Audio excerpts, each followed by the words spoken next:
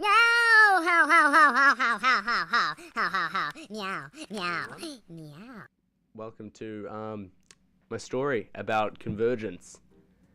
Convergence is pretty much like a festival kind of camp thing that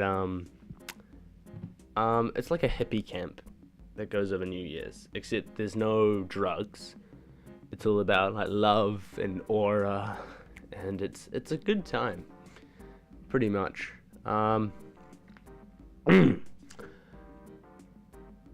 It's located not too far out of Christchurch, in Loburn, which is like right next to Rangiora. If you know the area, then you'll know what I'm talking about. If not, it's just too bad. On the 28th of December 2013, me and my buddy Colter, we went up there, just to have a good time, I think was the main reason. And when we arrived, we were like, sweet, whoa, we are stoked. But it was raining a lot. So we got out of the car and then like sprinted into a marquee with all of our stuff. And then we were waiting for a couple of our friends. So we decided that we'd like help around and get some free dinner, because that's how it worked. So we like set up some lights in the main marquee, which is where the stage was. So like the dancing, the performances happened there. Then arrived Regina and Alice, who the people we were waiting for. And we go and like the four of us go and set up camp, which was like a marquee and a couple of tents. Then Sophie arrives in the evening and we all go and sleep in India and Ali's tent, who had set up the tent earlier, and that's what was set up. Anyway, during the night, the river flooded and like flooded tents right next to ours, and then a whole lot of people like pulled out the tents really quietly.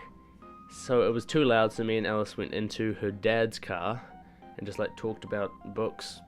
Then she went back into the tent to sleep, and I just slept in the car, just crashed there. And then it was day 2. I don't really remember what happened during the day, except for like Abley and India arriving, but nothing really happened until like evening, I think. There was like this teenagers mini kind of square marquee, and me, Colter, Georgina, Alice, Sophie, India, and Ali went in there, and there were all of these chairs and couches with teenagers on them, funnily enough, situated like around a pole. In there were Jasper and Ruffy, who we know from school, Tim and Megan, 14 and 17 from Colgate, Summer, 17 from the Bay of Plenty, Leo, 15 from Nelson, a second Leo, 14 from Christchurch, Rowan, 14 from Christchurch, and Corey, 16 from Wellington. An upstanding bunch, I think, most of them, at least. And then we just played Truth or Dare for a long time. And nothing really happened. I mean, pole dancing may or may not have happened. I'm not going to say anything further there. Then me, Tim, Megan, Ariana, and Leo went into the building called the Cuddle Cafe, which is just like a building with couches and stuff, and played Truth or Dare until 4 a.m. And then I went back to the car. And then day 3 came about, which was the 30th. The second day wasn't the 30th. If you'd been counting, it was only the 29th. I don't know what I did on the third day, but we were all in a Truth or Dare circle, all of us teenagers, in the evening. And this is where it kind of got interesting. I was sitting next to Summer and India on one end of the circle, and Tim and Megan were on the other side. They were kind of playing Truth or Dare over there. We were having like a side conversation. So were a few other people. After like some laughs and some, I don't even know what that is a symbol for, Summer and a few other people left, and I moved across the circle next to Tim and Megan. And then we had a truth circle, which is where one question is passed around the circle, and then everyone has to answer it. And the question arose, who do you want to be your New Year's kiss? When it came around to me, I thought about it for a second, then answered truthfully, Summer. I mean, why not? Then we went back to the Cuddle Cafe, and then I went back to the car, not too late, I believe. I don't even remember. And then it was day 4, which is for you kind of dim-minded people. New Year's Eve. I was feeling great. I was feeling at the top of my game. I got up and I was like singing in the long shower, 2-minute showers. You know, I was looking cool as well. I was looking cooler than you, mate.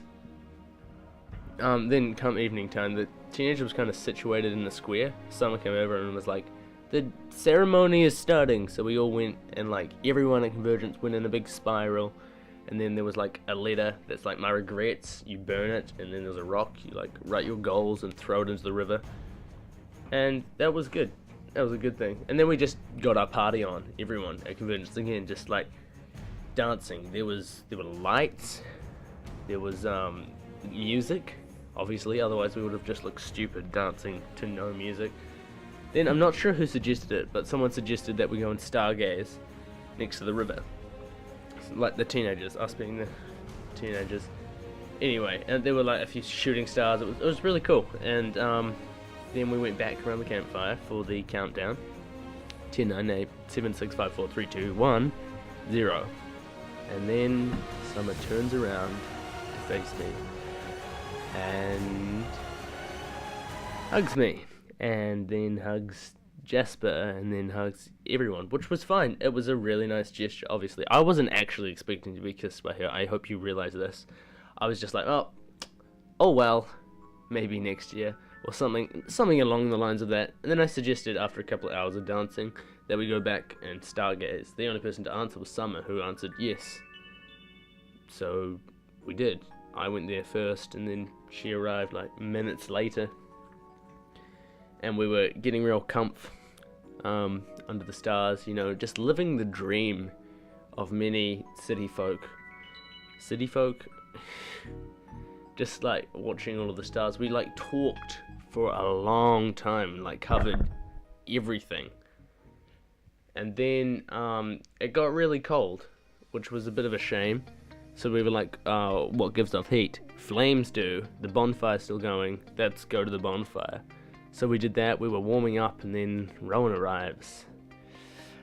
And Rowan could be a little bit annoying at times, so we like kind of pushed to get rid of him. And then we did, after maybe 10 minutes or so, 5-10 minutes. And then we went back to like warming up. Then we saw him coming back, so we like dived into the main marquee, and then we kind of like made our way back to the river. And then we just stargazed and talked for a while. Again, for a long time. And then a huge freaking shooting star goes across the sky, and we're like, whoa! And she says literally something along the lines of, make a wish!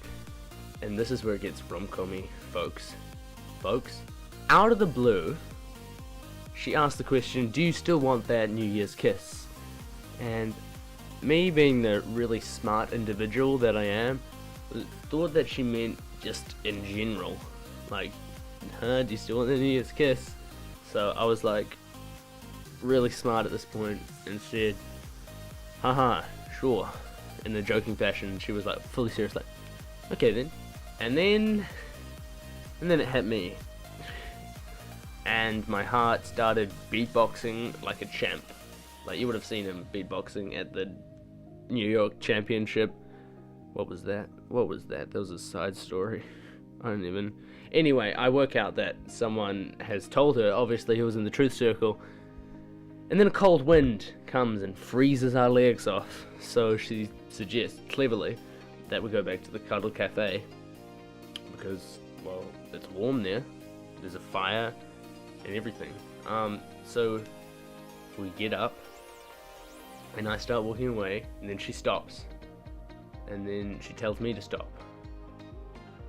So I turn around, and she's standing there, like, holding out her hand.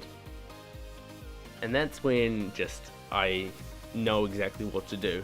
Like, it's as if I've rehearsed it for weeks. My nervousness just leaves, and I kiss her. And apologize straight after, of course, being the person that I am. I'm sorry, that was terrible, I said. And then she was like, no, you're not that bad. So we went in for a second kiss. And then I was like, fuck yeah, motherfucker, when we broke up, apart. And I was like, I'm a cool dude. Start walking, conveniently placed rock, and I trip. Like a cool guy. Yeah. Anyway, then she goes to bed. I save it with a sarcastic comment, like, oh wow, that was really cool, Vincent. And then my legs are like shaking. We didn't kiss again while I was there, which was good because we live kind of like far apart, and it wouldn't have been very good. We did hug again, however, which was like the best hug I've ever received, well, like being a part of. That's like the end of the story. But the moral to the story is like, become a hippie. It's fucking awesome.